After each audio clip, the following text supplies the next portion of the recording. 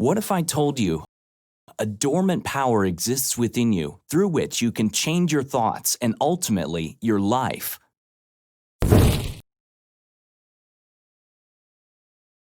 Today's rant is all about the arch nemesis that's responsible for most of our misery in life. Yes, our beloved thoughts. We love our thoughts so much that we have between 50 and 70,000 thoughts per day, which equates to between 35 and 49 thoughts per minute. This is more than twice the number of breaths we take per minute, and explains why we get sore nowadays from doing nothing.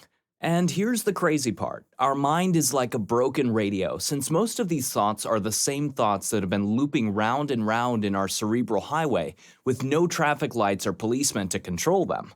Statisticians estimate that 95% of our thoughts are the same from the previous day, which leaves us with only 5% of new and creative thoughts.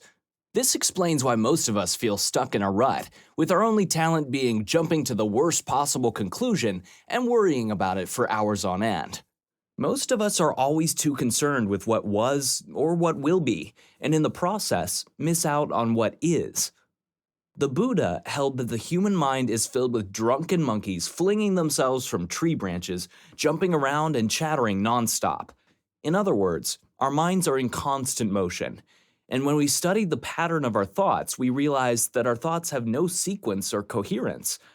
And this brings us to the million-dollar question: where do our thoughts come from? Our thoughts originate from the files of information we have in the storage cabinets of our mind.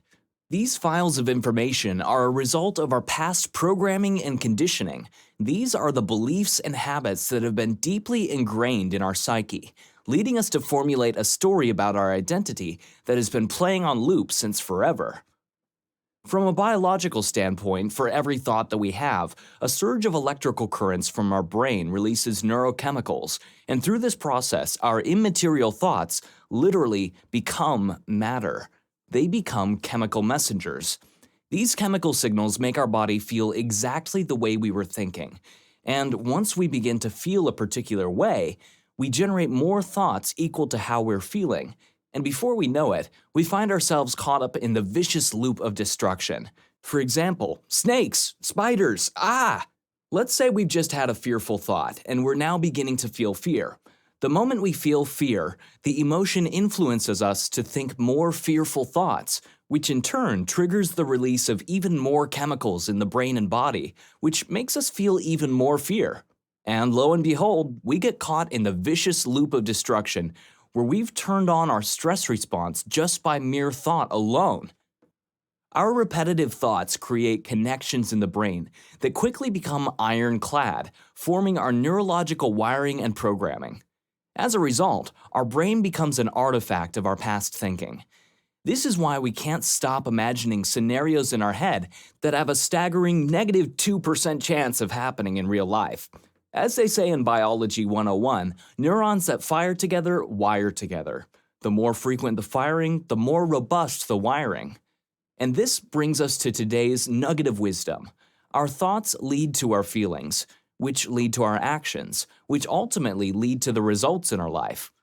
So how do we begin changing the thoughts that seem to be randomly popping out of nowhere in our monkey mind? The key lies in practicing self-awareness and figuring out the current story we're telling ourselves.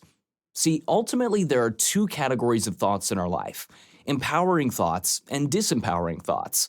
Once we master the art of self-awareness through practices such as meditation, journaling, and daily reflections, we will be able to see with clarity the true nature of our monkey mind. This will give us the superpower of being able to choose to entertain the empowering thoughts and replace the disempowering ones. And before we know it, our vicious loop of destruction will become an empowering loop of creation. Thinking about something frequently enough begins to plant the seeds of desire within our mind. When the desire we have is strong enough, it leads to action. If we truly desired something deeply with all our heart, then every ounce and fiber of our being will compel us to act. Isn't it fascinating to marvel over the fact that everything we see around us in the physical plane has had its birth in the plane of thought, in the realm of ideas? From the physical objects around us to the YouTube platform we're using, to our poetry and literature, Everything is initially conceived and birthed in the realm of thoughts. Just think about that for a second. That's all we have for today's rant. Thank you so much for watching. What are some of the most destructive thoughts that are stopping you from achieving your dreams? As always, smash the like button and subscribe so that you never miss out on the People's Rant.